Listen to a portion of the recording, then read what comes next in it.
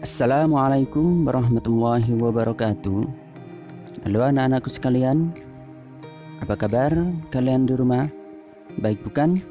Baik, kita baca hamdalah seperti biasanya untuk memulai kegiatan pada pagi hari ini. Alhamdulillah, luar biasa, Allahu Akbar. Yes, semoga kita selalu senantiasa dalam lindungan Allah Subhanahu wa Ta'ala. Amin. Baik anak-anak, pada pembelajaran kali ini kita bertemu lagi masih dengan saya Ahmad Mufalihin.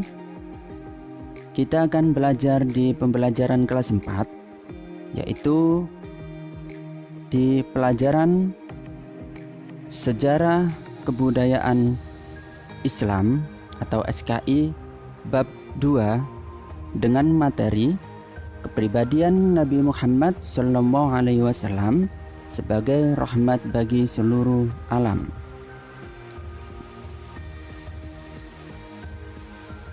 Nah, sebelum kita belajar bersama di Sejarah Kebudayaan Islam di bab 2, saya akan menyampaikan tujuan pembelajaran.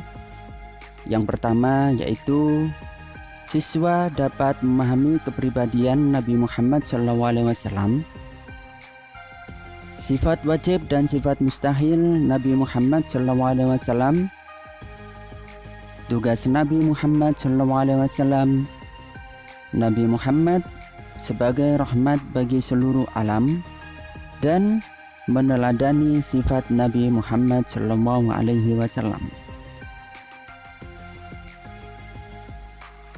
Nah, tahukah kalian anak-anak? Ya, Nabi Muhammad merupakan sosok yang memiliki perilaku sopan santun dalam berbicara. Selain mengedepankan sopan santun, dalam setiap ucapan dan perbuatan beliau selalu jujur dan tidak pernah berdusta. Nabi Muhammad SAW memandang sama seseorang meskipun berasal dari status sosial, warna kulit, suku bangsa, atau golongan yang berbeda-beda. Nah, Nabi Muhammad SAW juga bersikap baik terhadap orang-orang yang membencinya, orang-orang yang menyakitinya, orang-orang yang mencemooh. Beliau lebih mengedepankan sifat pemaaf daripada sifat marah dan dendam. Dan Nabi Muhammad juga mempunyai perilaku dan akhlak yang sangat mulia. Ya. Nah, kepribadian Nabi Muhammad SAW yang pertama yaitu santun dalam berbicara dan bertutur kata. Nabi Muhammad terkenal sebagai orang yang paling fasih berbahasa Arab, baik ucapannya dan teratur penjelasannya. Yang kedua, santun dalam perbuatan.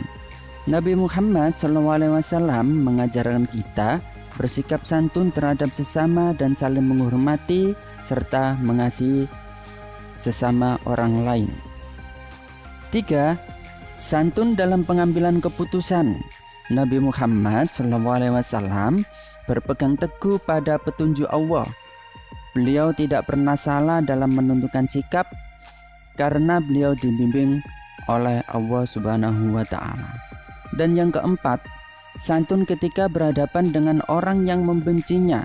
Meskipun Nabi Muhammad SAW selalu dihina, dicemooh dan dicaci maki, beliau tetap pemaaf.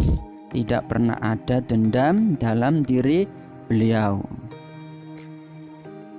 Nah, Allah Subhanahu wa Ta'ala pun memuji beliau.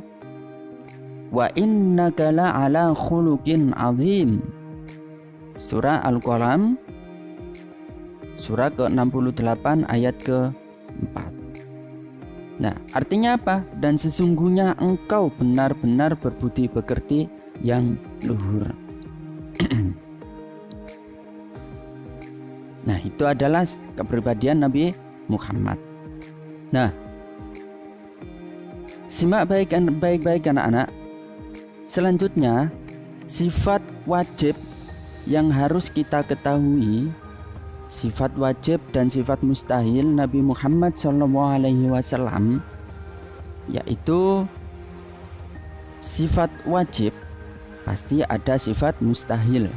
Sifat mustahil itu artinya yaitu lawan kata dari sifat wajib. Nah, sifat wajib Nabi Muhammad mempunyai sifat, ada 4 sifat. Yang pertama yaitu siddiq, artinya jujur dan damai. Nabi Muhammad SAW sangat jujur sekali, dan beliau ini dijuluki oleh penduduk Quraisy atau penduduk setempat yaitu dengan sebutan Al-Amin, artinya orang yang dapat dipercaya. Sedangkan lawan dari sifat siddiq adalah kadzab atau dusta, dan tidak mungkin Nabi Muhammad SAW berdusta. Yang kedua yaitu amanah, dapat dipercaya.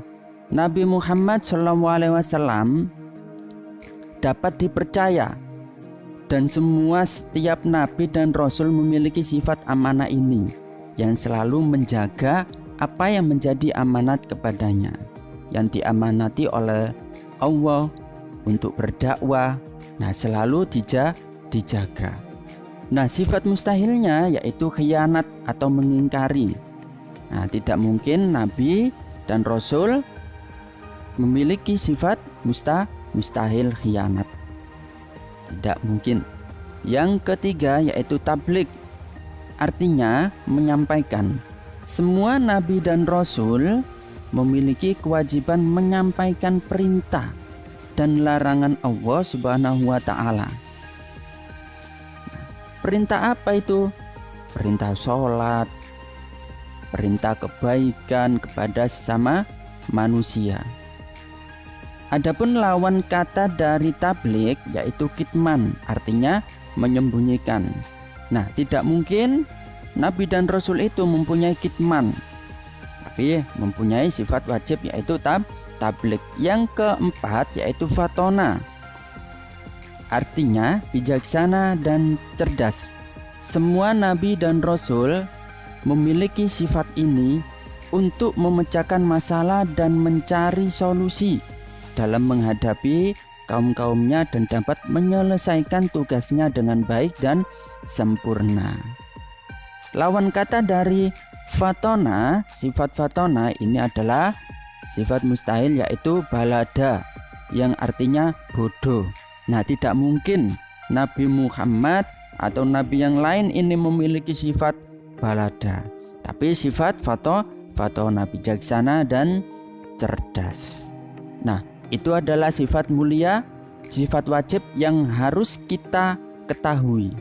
Nah, anak-anakku semua, itu selanjutnya tugas Nabi Muhammad SAW untuk umatnya. Nah, di halaman LDLKS halaman 35 ya, itu sudah diterangkan dalam surah Al-Ahzab ayat 45 sampai 46. Ya ayyuhan nabiyyu inna arsalnaka syahidan wa mubasysyiran wa nadhira wa da'iyan ila Allahi bi'idnihi wa sirajan munira. Hai Nabi, sesungguhnya kami mengutusmu untuk jadi saksi dan pembawa kabar gembira dan pemberi peringatan. Nah, apa saja tugas Nabi Muhammad SAW untuk umatnya? Di antaranya yaitu syahidan, mubasyiran, nadhiron, da'iyan, sirajan munira. Syahidan artinya menjadi saksi.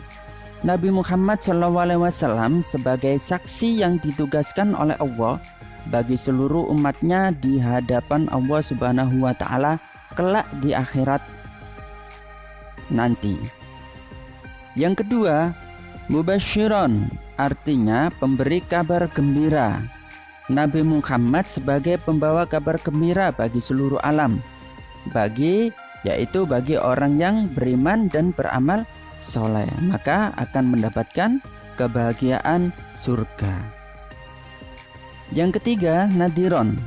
Artinya Nabi Muhammad SAW sebagai pembawa peringatan kepada orang yang tidak beriman atau orang yang menjalankan dosa. Ya, orang yang tidak beriman atau orang yang dosa. Nah, mereka akan dimasukkan ke dalam api neraka yang tidak mau menjalankan perintah Allah dan perintah Rasulnya. Yang keempat, da'iyan ilallah, artinya penyeru kepada agama Allah Subhanahu wa ta'ala.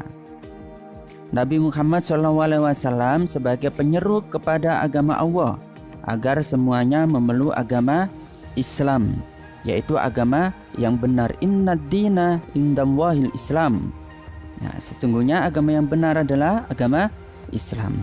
Yang nomor 5, sirajam muniron, artinya cahaya yang menerangi. Nabi Muhammad SAW sebagai pembawa cahaya yang menerangi umat manusia yang hidup dalam kegelapan dengan tuntunan ajaran agama Islam. Nah, Nabi Muhammad merupakan nabi yang terakhir. Nah, setelah Nabi Muhammad, apa ada nabi selain Nabi Muhammad? Tidak ada. Dengan demikian, ajaran yang dibawa oleh Nabi Muhammad berlaku sepanjang masa tanpa batas hingga akhir zaman. Nah, maka dari itu Nabi Muhammad ini adalah nabi yang rahmatan lil alamin. Apa itu rahmatan lil alamin? Kita simak selanjutnya anak-anak. Ya, Nabi Muhammad sebagai rahmat bagi seluruh alam. Sebagaimana firman Allah dalam surah Al-Anbiya ayat 107. Bismillahirrahmanirrahim. Wa ma arsalnaka illa rahmatan lil alamin. Nah, artinya, dan tiadalah kami mengutus kamu melainkan untuk menjadi rahmat bagi semesta alam. Nah, rahmatan lil alamin artinya apa?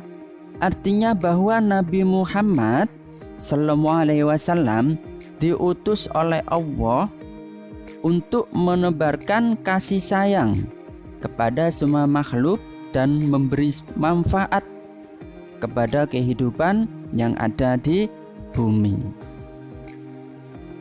Nah, itu adalah Nabi Muhammad sebagai rahmatan lil alamin.